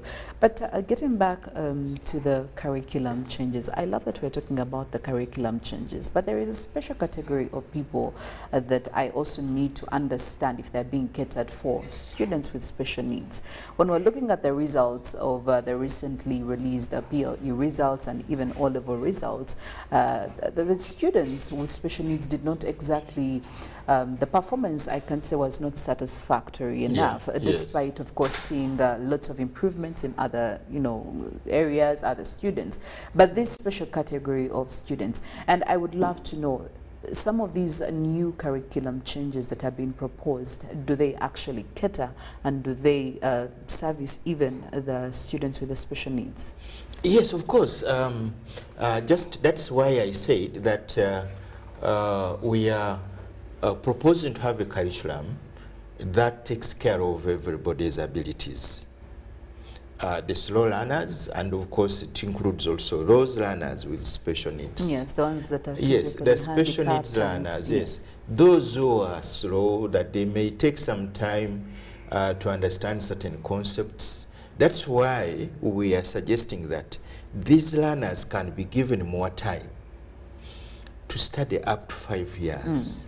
If this learner is able only to take on one subject in a year, it is okay. Let that learner study the subject, then another year takes another subject, until when he completes his combination, he sits and he goes to do a course he wants. This is exactly the only way and the most appropriate way we can take care of learners with special needs. Yes. Because they are different, they have different abilities, they have different challenges that hinder them from completing their studies within 2 years. And also, in addition to having that extension of time, we are introducing a subject at A-level called the Ugandan Sign Language. Yes, I did see it on the list. Sign language, so that those learners who have hearing difficulties can be able to be brought on board. We also have other aspects which we are going to interpret, the documents that are going to be developed are also going to be brailled, so that learners with the gadgets can also understand them. So that's how we have taken care of the learners with special needs. But also, Philomena, I talked of some other changes which include further that we've been having general paper, yes, as a subsidiary subject, that is at whatever you score above probably 30% you score or you get a point. Now we want to propose that this subject, we are changing the name from general paper to contemporary studies. Yes. Because we have realized that there are a lot of emerging issues that have come on board. And because our curriculum has stayed for long, it has not yet brought these emerging issues. There are things like climate change. We need every person to know about climate change. There are the genetic skills like communication, creativity, innovation, and so on. There are things like the pandemics now that occur. Recently we had the Ebola, we had the COVID-19, yes. and the learners didn't know how to handle pandemics. So we want to bring all these emerging issues on board, gender studies, living together, or peace education, functional statistics, because at A level, a person should be knowing to handle some functional statistics, simple or basic statistics.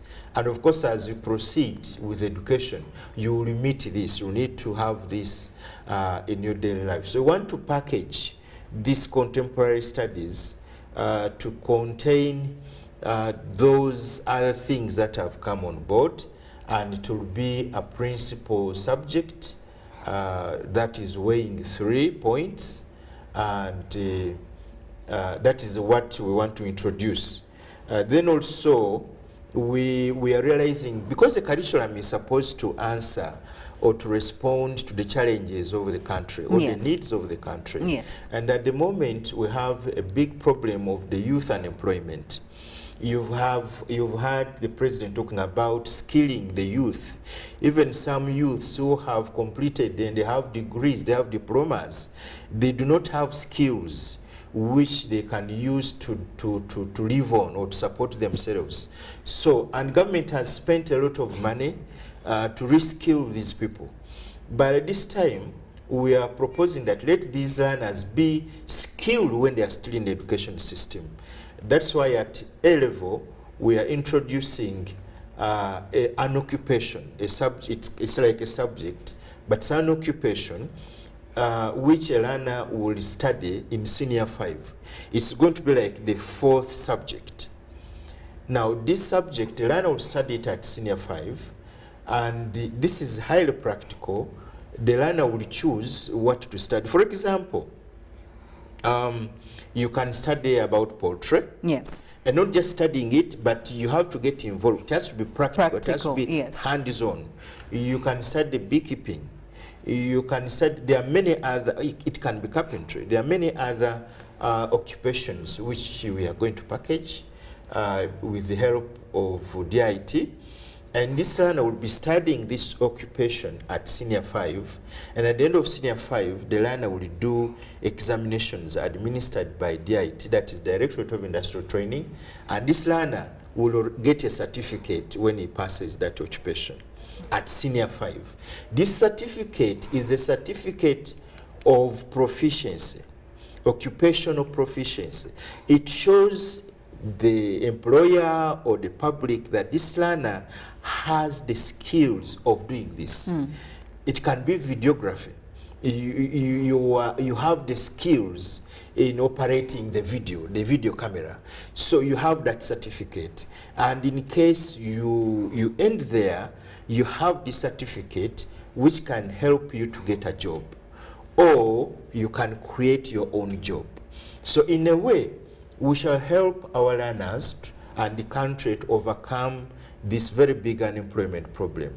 So that occupation proposal is very, very important to help us handle that unemployment problem. Okay. Yes. Now, for the sake of getting more clarity on the new or proposed subjects, we have, especially for A level, there is CRE, there is IRE, there is geography, history, and political education. You have literature as well.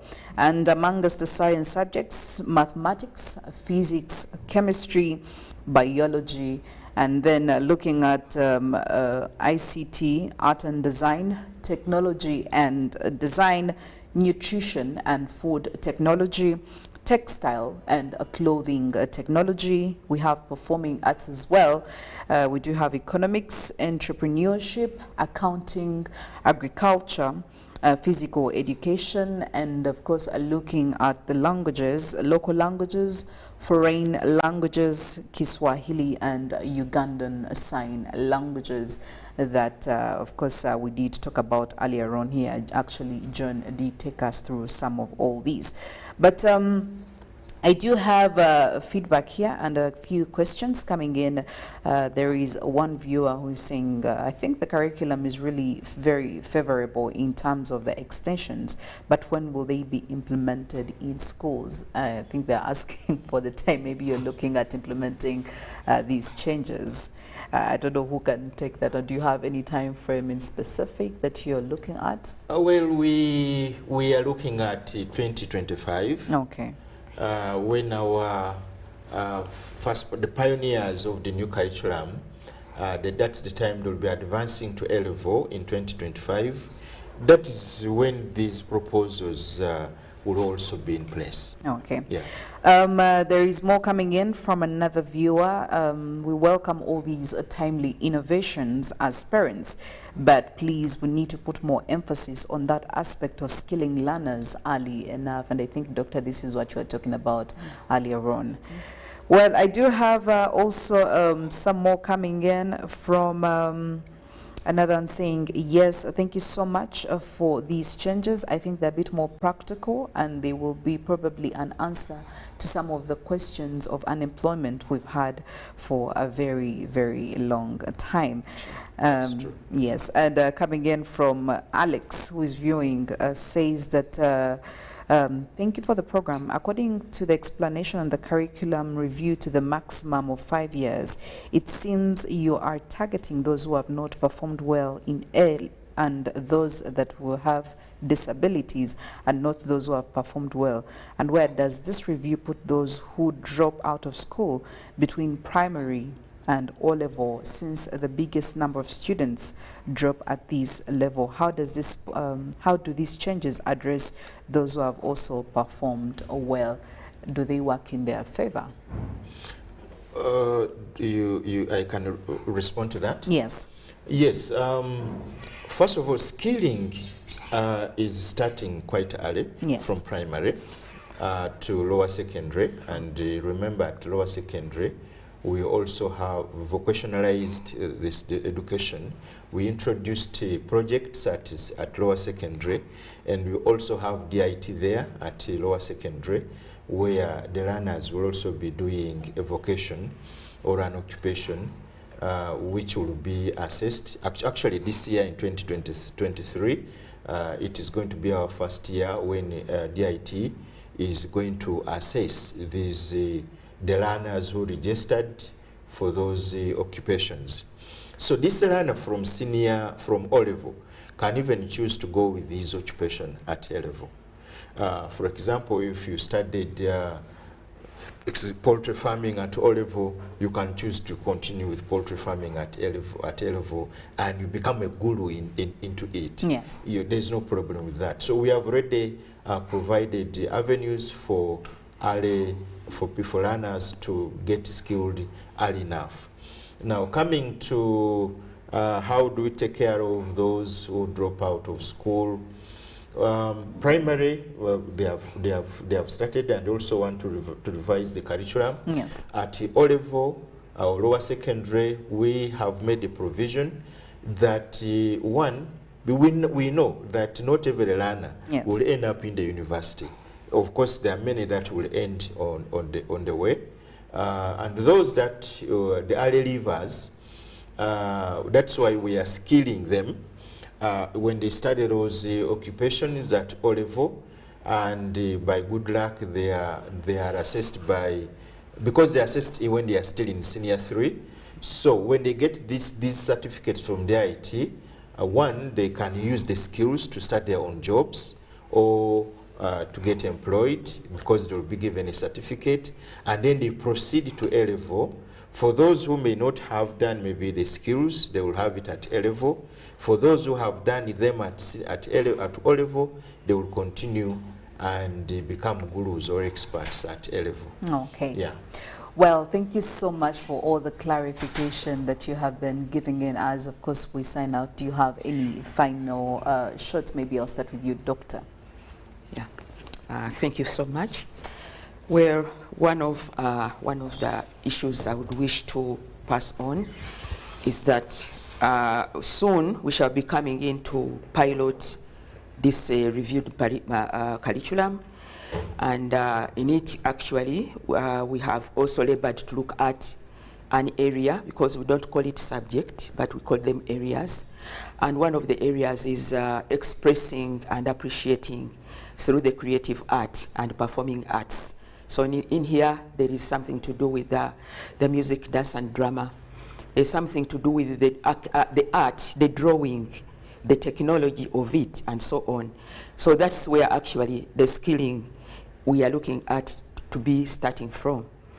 So for now, we are actually looking around to see how successful we can end up having our review finalized, so that we share it, because we cannot say that we are going to have it ready now. Mm-hmm. It has a process. Yes. We have to do the piloting, and then we have to get back to the drawing board, and then right from the drawing board, then now we say, okay, we now head on to the dissemination, and we put everybody on board in terms of orientation, and then we have it ready for the other department from the ministry under the teacher education. Actually, with the early learning, it's quite, one calls it a tricky thing, but it's not tricky, because that's where the whole issue begins from. He will find it easy. He will find it easy when I've done my part. Yes. So we are saying that let us all join hands, and we make a difference in this child of tomorrow, who is going to be the leader of tomorrow. Whatever the child will be, we want to see that we water this flower, and it comes out nicely and admirable and able to give good product. Okay. I want to end it there. Well, thank you so much, yes. Dr. John. Any final shots? Yes, thank you so much. Well, first of all, I want to appeal to our dear teachers and head teachers, learners in secondary schools, especially for the lower secondary curriculum, to ensure that they continue implementing that curriculum despite the challenges they are going through. Of course, we work in challenges, we work with challenges, but how we overcome them is the measure of our success. So I want to appeal to everybody, despite the challenges, to continue to implement the new curriculum, because next year in 2024, our learners will be assessed on the new curriculum. So it will be very disastrous for any school to use the old curriculum with the learners, the current learners in Senior 1, Senior 2, and Senior 3, because the examination that will be brought will be very, very different.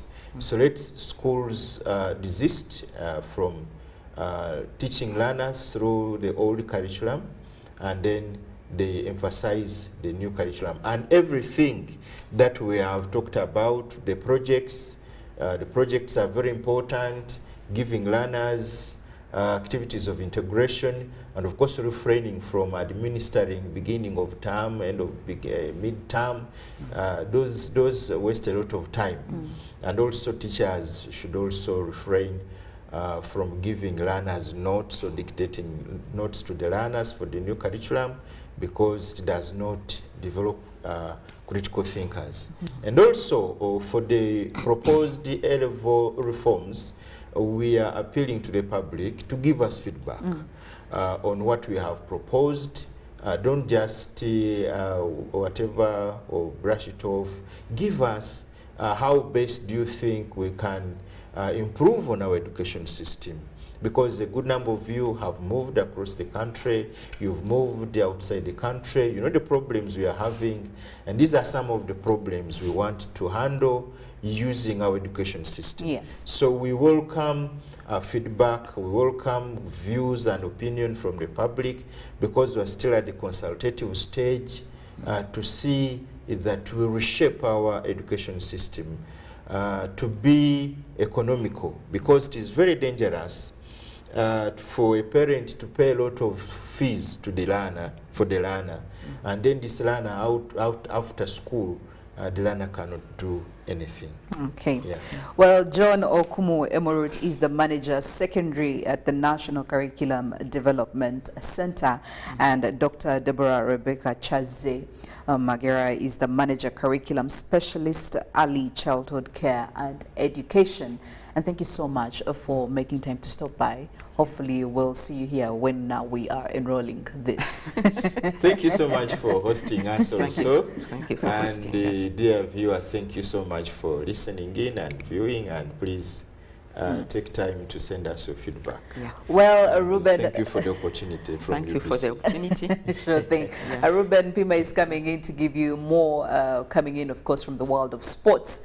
And obviously, we do have the GMU Extra also queued up much later on. I am Philomena Masco. Have a very productive week ahead. Good morning.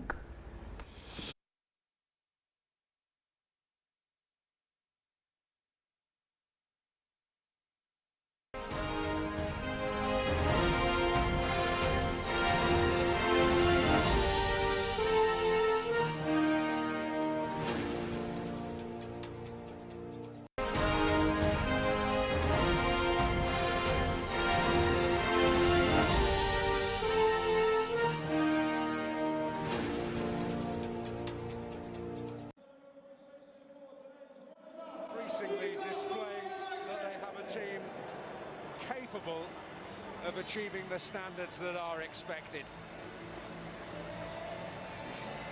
Go on, Paul, you're in the way.